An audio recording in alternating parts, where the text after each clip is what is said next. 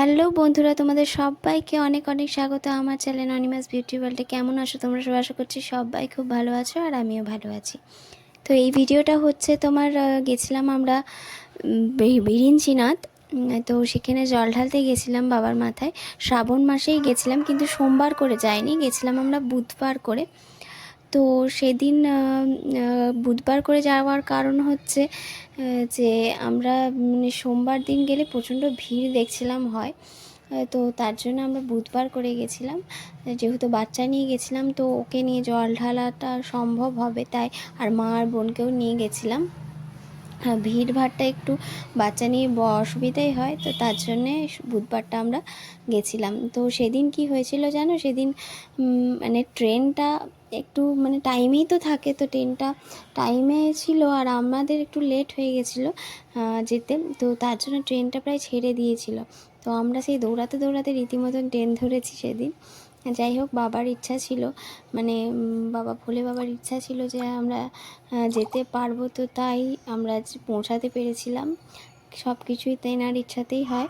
তো এখানে দেখছো আমরা এখানে পৌঁছে বাদে যে ঝর্নার জল, এটা নাকি আমার হাজব্যান্ড বলছে যে কোথা থেকে জলটা আসছে তার কোনো ঠিক নেই, মানে এটা কেউ জানে না আর কি যে কোথা থেকে জলটা আসছে।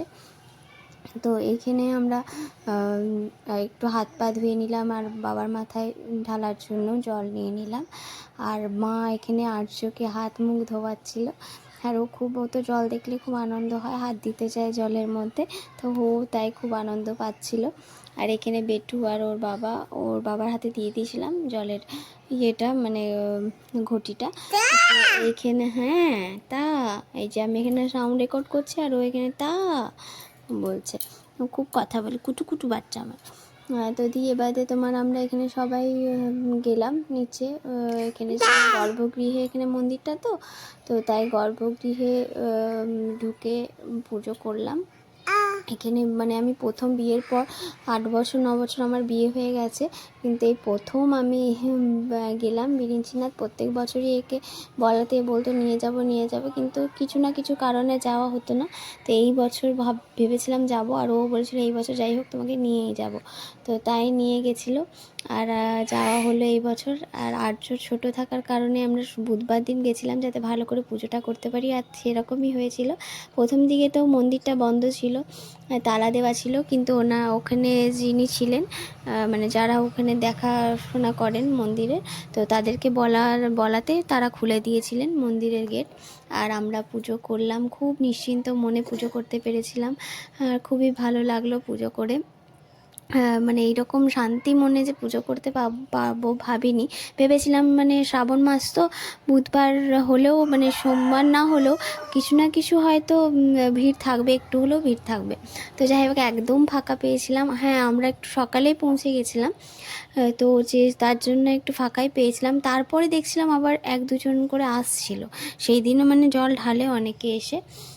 তো সেদিনও লোক ছিল, একদমই যে ছিল না তা নয়, কারণ আমরা একটু সকাল সকাল হয়ে গেছিলো আমাদের পুজোটা।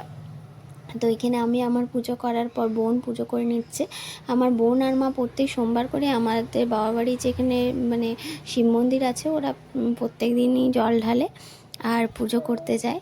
তো তার জন্য ও সেইবারেও গেছিলো আমাদের সাথে। এখানে ও ছিল, ওরা এসে না ওরা তোমার ওইখান থেকে আসানসোল থেকে ওরাই ট্রেনের টিকিটটা কেটে নিয়েছিল, যার জন্যে আমরা মানে তাড়াতাড়ি আরও, নাহলে টিকিট কেটে যদি ট্রেনে চাপতে যেতাম হয়তো ট্রেনটা পেতামই না। তো তাই বোন টিকিট কেটে রেখেছিল, ওরা আগে চলে গেছিলো, আসানসোল থেকে ধরেছিলাম। তো আমরা বার্নপুর থেকে আসানসোল চলে গেছিলাম যাতে ট্রেনটা একটু ভিড়টা কম পাওয়া যায়। তো বসে আসতে পেরেছি, যেহেতু বাচ্চা নিয়ে দাঁড়িয়ে যাওয়া আসা একটু অসুবিধা হয়ে যায়। সকালের ট্রেনটায় ধরেছিলাম, মনে হয় 6:45টার ট্রেনটা ছিল। তো বাচ্চা নিয়ে বেরোতে আমরা ঢুকেছি আর ট্রেনটা ছেড়ে দিয়েছে। আর আমরা মানে দৌড়াতে গিয়ে যে দাঁড়ান করে আমরা ট্রেনটা ধরেছি বলতে গেলে প্রায়। তো যাই হোক, এই একটা মানে মনে থাকবে যে এইভাবে ট্রেনও ধরেছি কোনো দিন। তো মা এখানে তারপর পুজো করে নিয়েছে বোনের পুজো করার পর। আমার মা তো মানে খুবই শিব ভক্ত, এখানে আর্যর খুব কাশি হয়ে গেছে, তা আসলে কদিন ধরে একটু বৃষ্টি টিষ্টি পড়ছে তো, দিয়ে একটু ঠান্ডা লেগে গেছে আর্যর, তাই।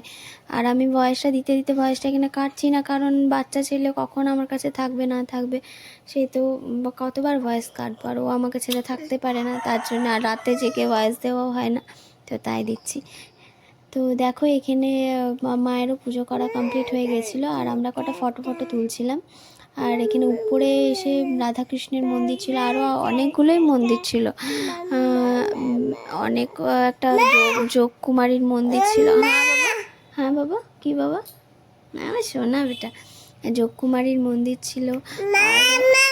হ্যাঁ বাবা, কি বাবা আমার, কি তুমি কথা বলবে, তুমিও ভয়েস দেবে, দাও। তো এখানে আর্যকে নিয়ে আমরা নেমে আসছিলাম, আর হ্যাঁ টাটা যাবো, তো আবার টাটা যাবো, দেখছো আমাকে আর ভয়েস মনে হয় আজকে দেওয়া হলো এবারে আমার।